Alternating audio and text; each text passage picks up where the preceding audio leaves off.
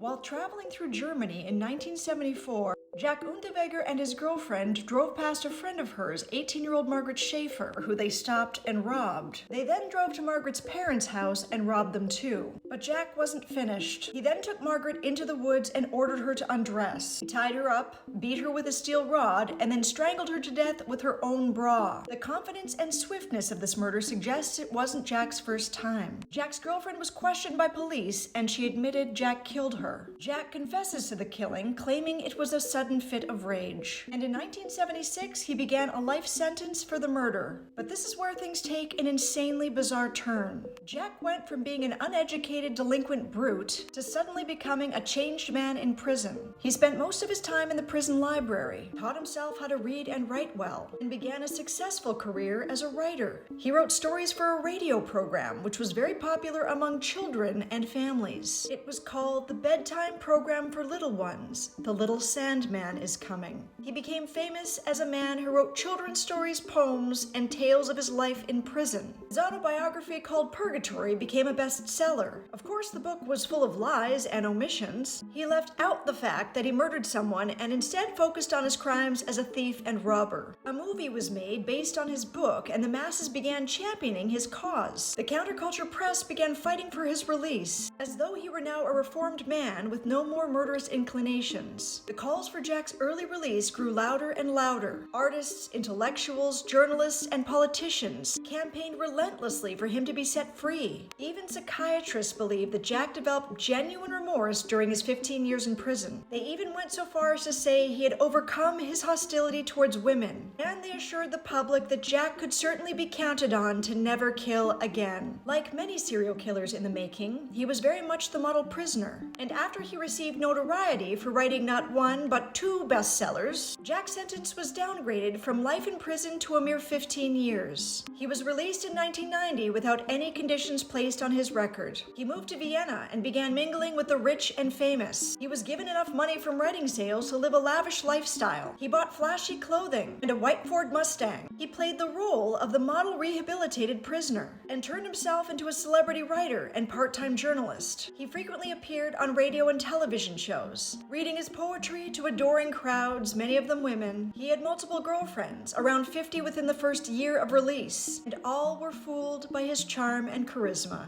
But fame, fortune, and philandering weren't enough for Jack. You see, the problem with killers, especially sexual sadists, is that they cannot curb the urge to kill. It's their greatest high and their greatest addiction. Just 4 months after his release, he abducted, bound, S8'd, and strangled at least 6 sex workers. Due to strangling each sex worker as he did his very first victim, with her own bra, and tying it in an unusual way that amounted to a signature killing method, something many serial killers have. Jack began to worry that the Vienna police would suspect that he was the Vienna Woods killer, so he decided to continue his killing career by getting commissioned to travel to the red light district of America and write a piece about prostitution. During the 1 month Jack spent in Los Angeles, he murdered at least 3 more sex workers. He stayed at the Cecil Hotel, already known for lodging famous serial killer Richard Ramirez, the Night Stalker. Meanwhile, Vienna police finally put 2 and 2 together and realized that Jack is the Vienna Woods killer. They obtain a search warrant and find murder paraphernalia all over his apartment. He's arrested in Miami and extradited to stand trial. While incarcerated, the same day of his sentencing, he took his own life. So what was his childhood like?